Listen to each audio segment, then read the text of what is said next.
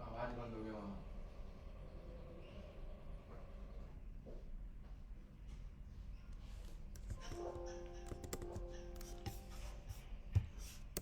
तो साउंड का इशू आ रहा है।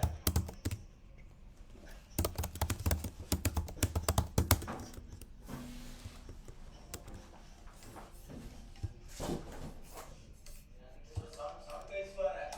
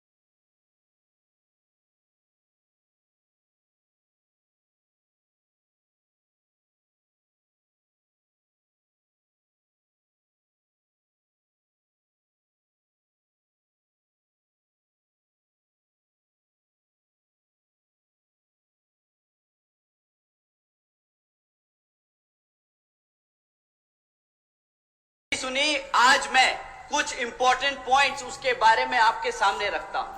ये हमारे किताब के जो अफवाह फैलाने वाले विपक्षी लोग हैं उनके लिए।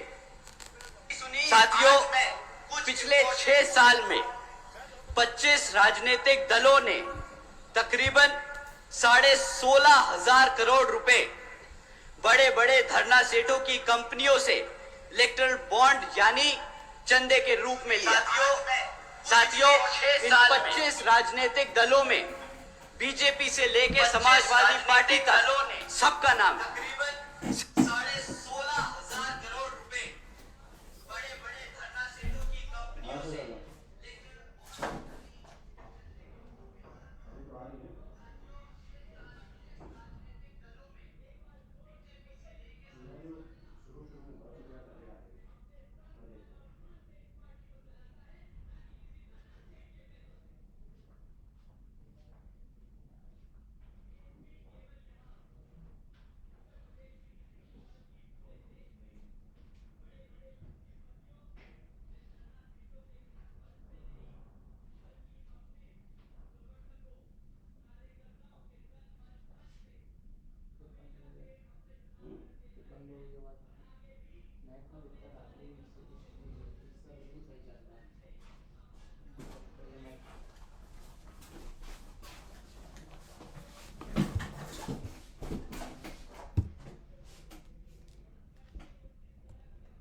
से हमारी पार्टी को तोड़ने के लिए लगाए गए हैं। इस पे हम आगे जाके थोड़ा सा और बात करेंगे, परंतु अब लोकसभा आम चुनाव में ये पार्टियां फिर आपके बीच में आके आपसे झूठे मूठे वादे करेंगी।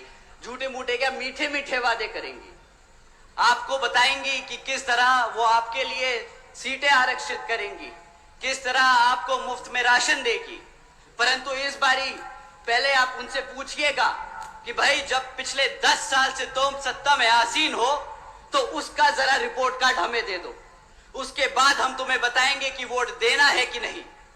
और इस बारी मैं कुछ मुद्दे आपके बीच में छोड़ के जा रहा हूं जो आप उनसे पूछ सकते हैं। साथियों, पिछले 10 साल से भाजपा केंद्र की सरकार में आसीन है और उनसे आप सिर्फ 3 मुद्दों पे बात कीजिएगा कि भाई तुमने हमारे बच्चों की शिक्षा के लिए क्या किया, उन्होंने हमारे युवा साथियों के रोजगार के लिए क्या किया और हमारे बड़े बुजुर्गों की सुरक्षा के लिए क्या किया। साथियों, मैं ये कुछ पॉइंट्स आप पे छोड़ के जा रहा हूं जो आप उनसे जरूर सवाल कीजिएगा। साथियों, शिक्षा के मामले में बीजेपी की सरकार के नाम क्या क्रेडिट आता है? हर दूसरे तीसरे महीने पेपर लीक की खबरें आती, ये है इनकी शिक्षा। पिछले ही कुछ महीनों में उत्तर प्रदेश में भाजपा की सरकार में कुछ पुलिस कांस्टेबल की पोस्ट के लिए एक एंट्रेंस एग्जाम रखा। करीब 60,000 बच्चों ने, हमारे युवा साथियों ने उसके लिए अप्लाई किया, इस उम्मीद से कि उनका विचारों का सिलेक्शन हो जाएगा, कि वो भी अपने घर में अपने माँ बापों के लिए एक मजबूत पिलर की तरह खड़े होंगे, उन्हें फाइनेंशियली सपोर्ट करेंगे।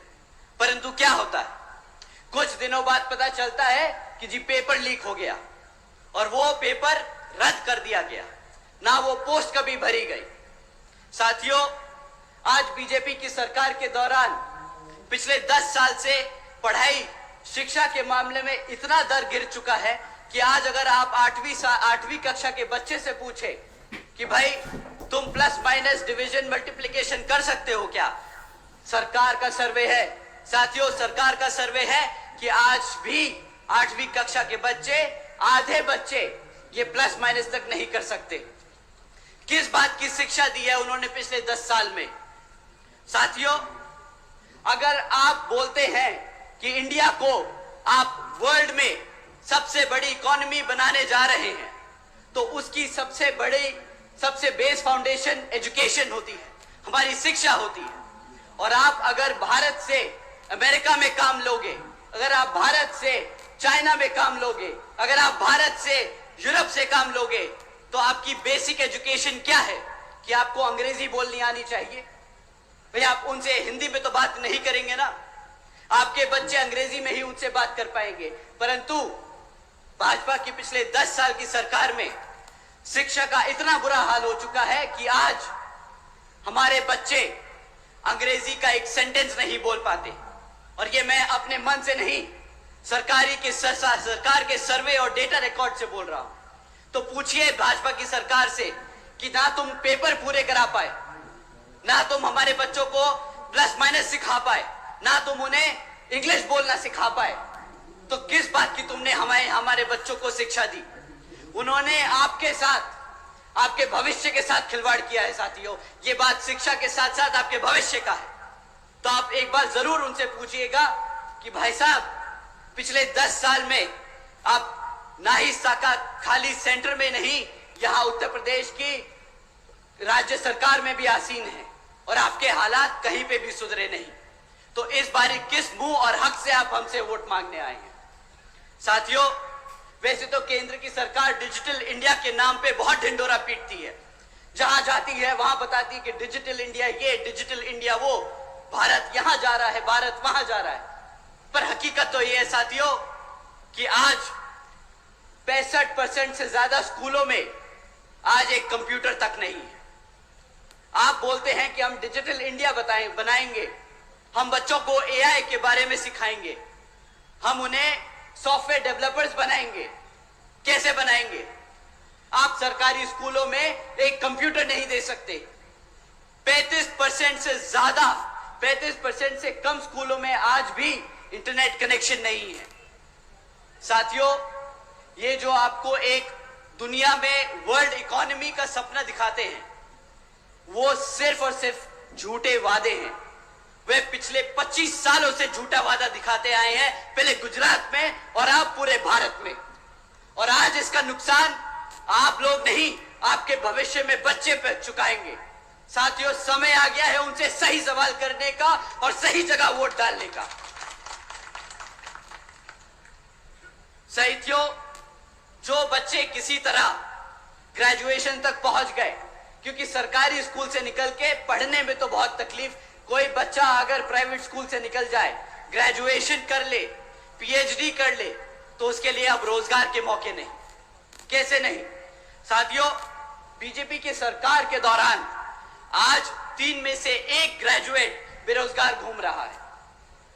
ये जो बोलते हैं कि भाई हम हर साल 2 करोड़ नौकरी देंगे, 2014 में बहुत बड़ा वादा लेके आए थे, सबने इसी नाम पे वोट दिया था कि हमारे बच्चों की नौकरी लग जाएगी।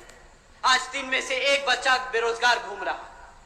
साथियों, बेरोजगारी का इतना बुरा हाल है कि पिछले कुछ दिनों में ऐसी ऐसी खबरें सामने आई हैं जो आप सुन के हैरान होंगे। मैं एक हेडलाइन आपके सामने पढ़ता हूं।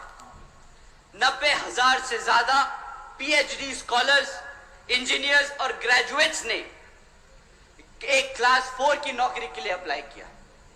ओपनिंग कितनी थी? 1000 पोस्ट एक क्लास 4 की नौकरी के लिए। पीएचडी स्कॉलर्स अप्लाई कर रहे हैं, ग्रेजुएट्स अप्लाई कर रहे हैं। ये है पिछले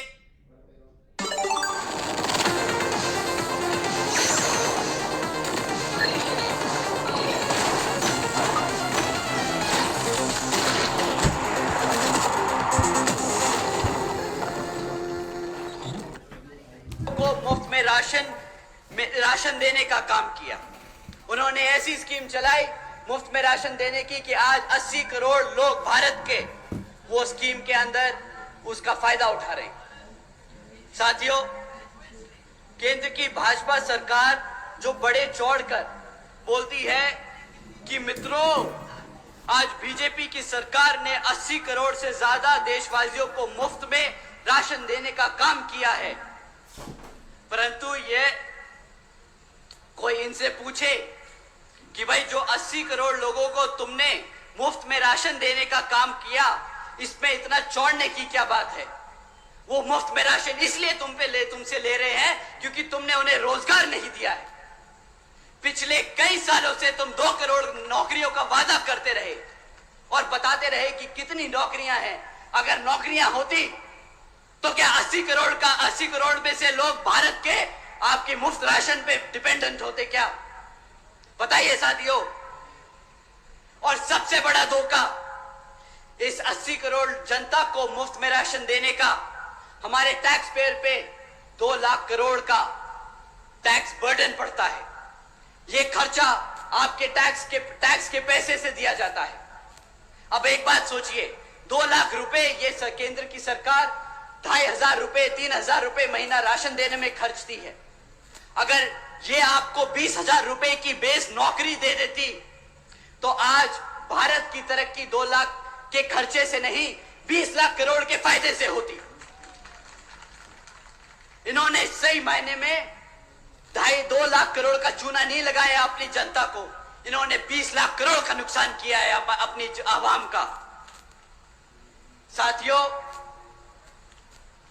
सुरक्षा के मामले में इनके ऊपर कोई टिप्पणी ना ही करे तो अच्छा है। मैं इनके बस एक नोटिस के बारे में आपको बताता हूं, वो आपको इनकी सेफ्टी सिक्योरिटी के बारे में सही तरीके से समझा देगा। यहां के मुख्यमंत्री जी एक दिन नोटिस जारी करते हैं कि आज से लड़कियों को शाम को 8 बजे के बाद से प्राइवेट इंस्टीट्यूट्स में क्लासेस लेना मना है। क्यों? क्योंकि वो अपने बच्चियों की सुरक्षा नहीं कर सकते। अब साथियों, जो ऐसी गाइडलाइंस पॉलिसीज इशू करे, उसके राज्य में, उसके रहते हुए इस प्रदेश में कौन सी बेटी सुरक्षित होगी? आप अगर अपने बेटी बच्चों को सुरक्षित नहीं रख सकते तो आप क्या हमारे बड़े बुजुर्गों को सुरक्षित रखेंगे? साथियों, ये लोग गर्व करते हैं, इनको बहुत अच्छा लगता है जब इनको लोग बोलते हैं कि ये बुलडोजर की सरकार है। इन मूर्खों को पूछो कि अगर बुलडोजर की सरकार से चीजें टूटती हैं तो तुम्हें वहां सत्ता में बिठाने का काम इस जनता ने जो किया था, यहां पे इस प्रदेश को बनाने के लिए किया था, ना कि तोड़ने के लिए।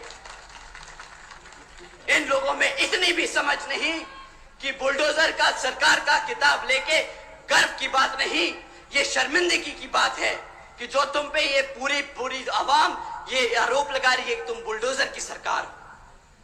साथियों, इनके फाइनेंशियल विजडम, इनकी अंडरस्टैंडिंग ऑफ फाइनेंशियल नॉलेज, ये कितने अच्छे हैं भारत के व्यापार में, ये मैं आपको एक और स्टेटस, एक फैक्ट के बारे में एक फैक्ट बताता हूं और उससे ज्यादा मैं उस पर कुछ नहीं कहूंगा। साथियों, जब केंद्र की सरकार में भाजपा आसीन हुई थी तो केंद्र की सरकार पे 58,60,000 करोड़ का कर्जा था। आज 2024 में ये 58,60,000 करोड़ का कर्जा बढ़कर आज 152 लाख करोड़ हो चुका है। इतनी ही अच्छी इनकी फाइनेंशियल नॉलेज है, इतना ही अच्छा इनका बिजनेस सेंस है। ये इंडिया को भारत देश में एक लार्जेस्ट $5 ट्रिलियन इकोनॉमी की बात करते हैं। अगर कर्जे पे चौड़ना है तो भाई साहब, हमें ऐसी सरकार और ऐसा चौड़ नहीं चाहिए।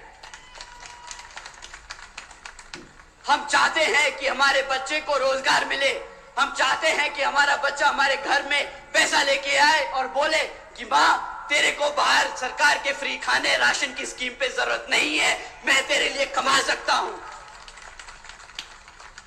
इन्होंने साथियों हर स्तर पे आपके साथ धोखा किया है और अब आपका समय आ गया है इनसे सवाल करने का कि भाई किस तरीके से तुम सरकार चलाते आए हो। अब समय आ गया है इनको इनकी हरकतों के लिए अकाउंटेबल होल्ड करने का। साथियों, ये लोग पिछले 10 साल से आपके साथ हैं, ये 10 साल से आप पे राज करते आए हैं और आज भी जब ये आपके बीच में आएंगे तो अगले 15 साल का सपना दिखाएंगे। ये अपना पिछले 10 साल का रिपोर्ट कार्ड नहीं देंगे आपको। साथियों, मैं बहन जी का गवर्नेंस मॉडल आपके सामने रखता हूं। हम 2007 में सत्ता में आए थे और हम 2012 तक सत्ता में थे, पर आज भी बहन जी के ऊपर से गाइडलाइंस है कि आप आगे आने वाले 5 साल के लिए क्या करेंगे वो नहीं बताएंगे। आपने पिछले 5 साल में क्या किया आप वो बताएंगे। जनता को पता होना चाहिए कि आपकी कार्यशैली कितनी मजबूत है, वो आपके भरोसे पे वोट दे, आपके काम पे वोट दे।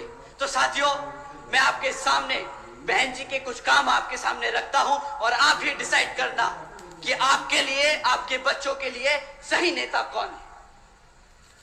बहन जी के गवर्नेंस मॉडल के तहत साथियों, बसपा की सरकार ने महामाया गरीब बालिका आशीर्वाद योजना चलाई थी, जिसके तहत 3,25,000 बच्चियों को 1-1 लाख रुपए देने का बहन जी ने काम किया था।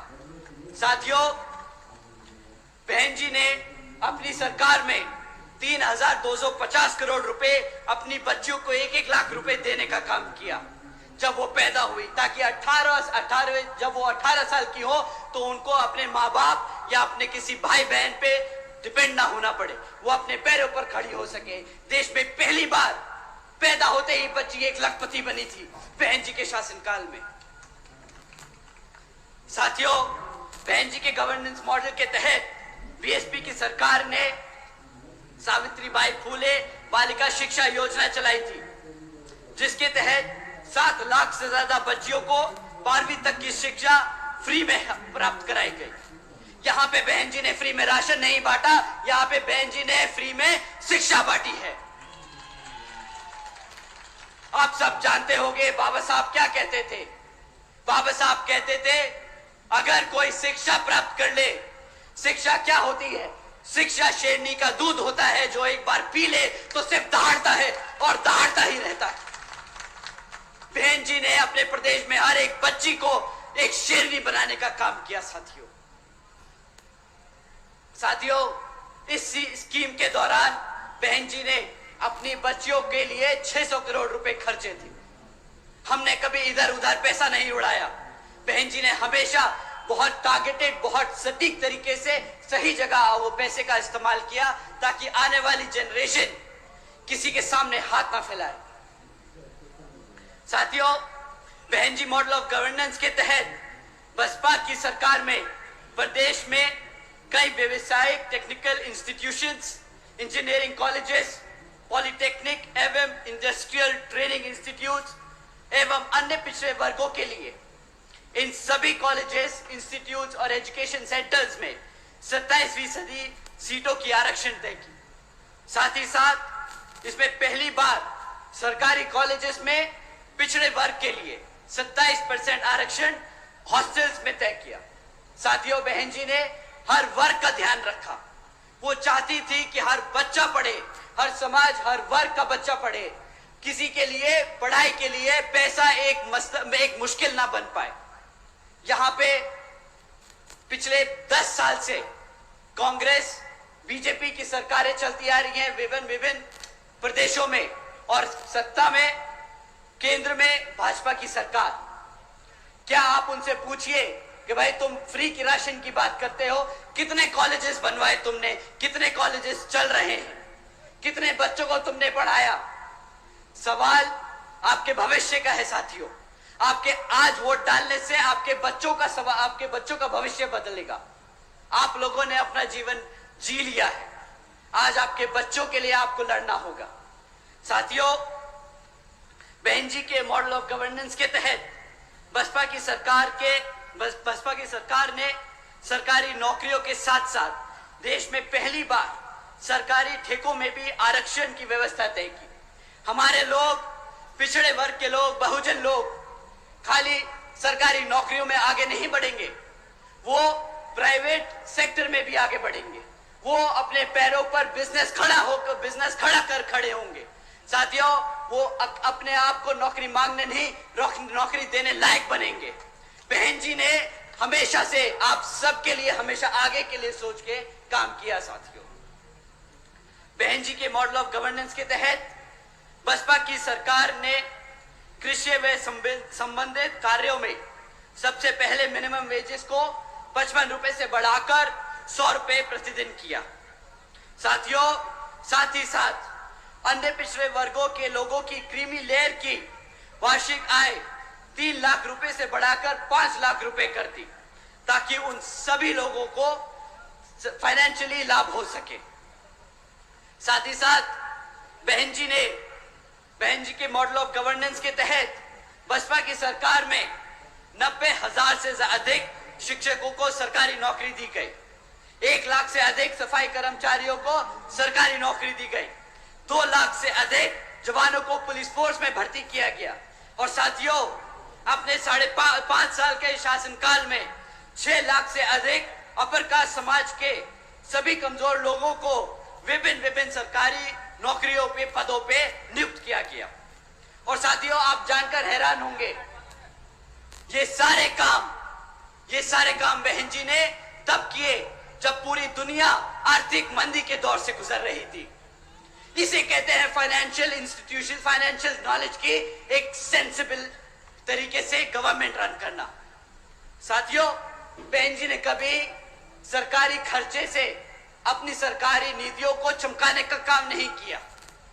जो आप सब जानते हैं, भाजपा बखूबी जानती है। 100 करोड़ सैंक्शन करेगी पॉलिसी के लिए, उसमें से 75 करोड़ रुपए उसको एडवर्टाइज करने के लिए खर्च देगी। बहन जी ने कभी ऐसे काम नहीं किए। उन्होंने आपके टैक्स के कमाए हुए पैसे को बखूबी समझा कि वो कितनी मेहनत से कमाया जाता है, और सब जगह वो बांटने का काम किया, क्योंकि वो हमेशा से चाहती हैं कि बाबा साहब और मान्यवर साहब श्री काशीराम जी के सपनों को वो इस प्रदेश में नहीं बल्कि पूरे देश में लागू करके उनके सपने को पूरा कर सके। साथियों, मैं दिल से ही नहीं बल्कि दिमाग से भी आपसे बोलूंगा कि काम ले इस बारी। दिल से आदमी भावुक होके बोलता है, भावुक होके एक्शन लेता है। कभी लगता है कि यार मेरे समाज के, मेरे परिवार के, मेरे दोस्त यार के यहाँ घटना हुई तो मैं भी उसके साथ जाके खड़ा हो जाऊं, मैं भी आंदोलन करूं, मैं भी पुलिस से झगड़ूं, मैं भी एसपी और डीएम से लड़ूं कि उसको न्याय मिलना चाहिए। साथियों, ये भी तरीका होता है, बट ये कभी बीएसपी का तरीका नहीं रहा। कभी भी बीएसपी के लोग सड़क पे उतरकर किसी से लड़ाई झगड़ा नहीं करे। हमारे लोगों ने हमेशा सूझबूझ और दिमाग से काम लिया। बहन जी ने हमेशा समझाया कि साथियों, सड़क पे उतरकर झगड़ा कर आपको आपके लोगों के लिए न्याय नहीं मिलेगा। आपको अपने समाज के लोगों के बारे में और अपने समाज को जागरूक करके वोट डाल के अपने लोगों को तख्ता में बिठाकर उन लोगों के लिए न्याय मिलेगा। साथियों, पिछले कुछ सालों से आप लोगों के बीच में इन विरोधी पार्टियों ने किस्म किस्म के लोग छोड़ रखे। अब नाम लेके उनको बताना क्या, उनको हवा देने की कोई जरूरत नहीं, पर वो आप लोगों को कुछ इस तरीके से भटका रहे हैं, वो मैं काम आपके सामने रख देता हूं और आपको बोलता हूं कि आपसे विनती करता हूं कि उनके चक्करों में ना पड़े, क्योंकि एक बार आप उनके चक्करों में फंस गए तो फिर वहां से निकालना बहुत मुश्किल होगा। साथियों, यह आदमी अपने आप को मसीहा बताता है। यह आदमी कहता है कि मैं सड़क पे उतरूंगा अपने समाज के लिए, आंदोलन करता है, झगड़ता है, लड़ता है, हमारे युवा साथियों को लेके पहुंच जाता है। फिर क्या होता है, हमारे युवा साथियों पे मुकदमे होते हैं, और जैसे ही मुकदमे होते हैं वे बेचारे ढूंढते फिरते हैं कि भाई साहब हमें बचाओ। वो आदमी फिर यहां से छोड़ के दूसरी जगह भाग जाता है, वहां पे आंदोलन करता है, और इस कारवां में हमारे सभी युवा साथियों पे मुकदमे दर्ज कराता जा रहा है। अगर आप पे एक बार मुकदमा दर्ज हो गया साथियों, तो सरकारी नौकरी मिलने में मुश्किल हो जाएगी, रोजगार मिलने में मुश्किल होगा। ये आपको आज गर्म खून नहीं दिखा के, इमोशनल करके आपको सड़कों पे ले जा रहा है और बाद में फंसा रहा है। साथियों, सड़क पे लड़कर आपको वोट, आपको आपकी ताकत, आपको सत्ता में आने का मौका नहीं मिलेगा। आपको अपने समाज को जागरूक करके, अपनी पार्टी को मजबूत करके उसको सत्ता में लाकर न्याय और रोजगार मिलेगा। साथियों, ऐसे नहीं मिलता रोजगार, ऐसे नहीं मिलता न्याय।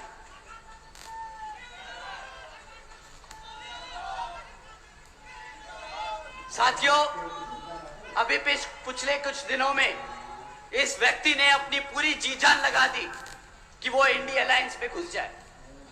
किसी तरह अगर इंडिया अलायंस में घुस गए तो भाई अपनी एक सीट निकाल लेंगे। बेचारा घबराता है कि अपने आप लड़ना पड़ जाए तो जमानत जब्त हो जाएगी। परंतु साथियों, बेचारे की किस्मत इतनी खराब कि इंडिया अलायंस में होके भी बेचारा बेघर घूम रहा है। पूछ रहा है कि साला कोई एक सीट तो दे दे भाई।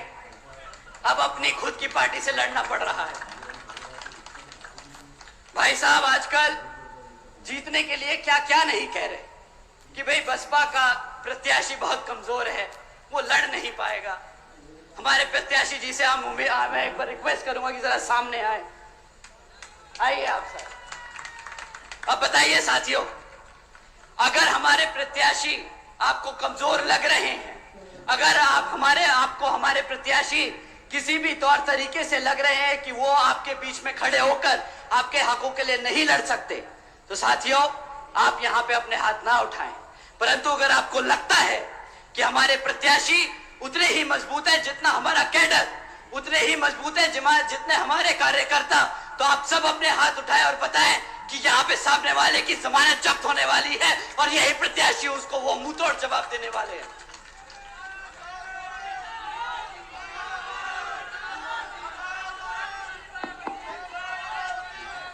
सुरेंद्र पाल, तुम आगे बढ़ो।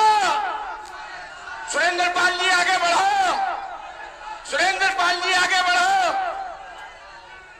साथियों, वो ऐसी ऐसी बेतुकी बातें करता है कि अब उसकी और बातें करेंगे तो हमारी बेइज्जती हो जाएगी, तो अब हम इससे आगे बढ़ते हैं। साथियों, जैसा कि आप जानते हैं कि अब लोकसभा आम चुनाव हो रहे हैं, तो ये किसी भी तरीके के हथकंडे अपनाएंगे, झूठी अफवाह फैलाएंगे।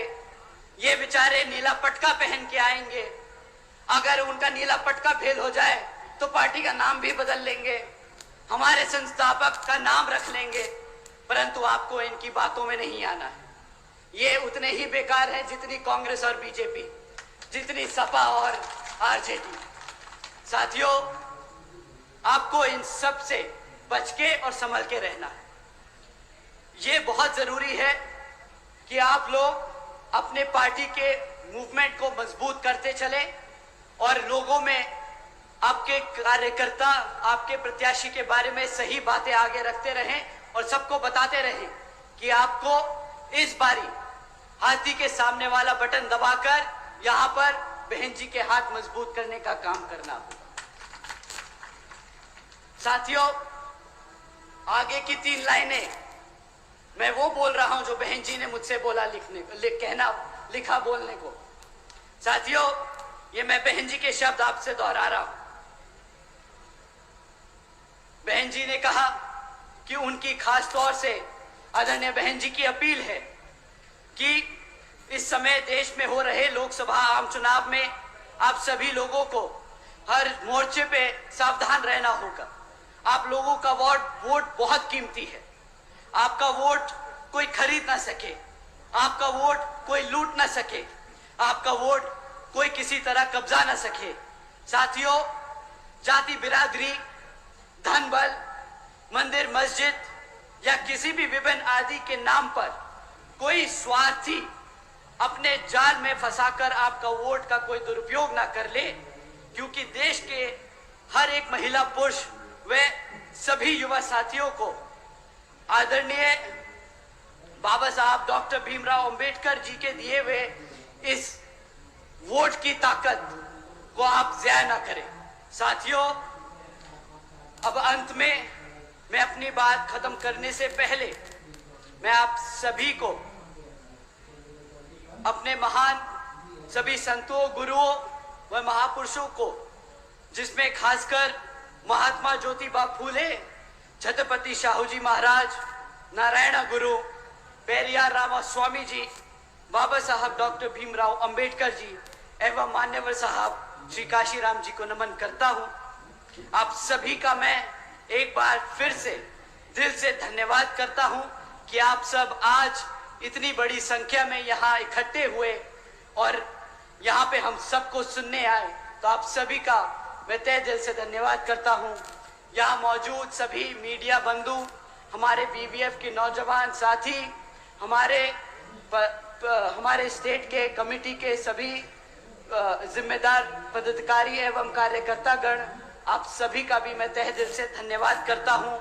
और साथियों, आने वाले लोकसभा आम चुनाव में आप हाथी वाले निशान के सामने वाला बटन दबाकर यहाँ बीएसपी को विजय बनाएं और बहन जी के हाथ मजबूत करें। जय भीम, जय भारत। बहुजन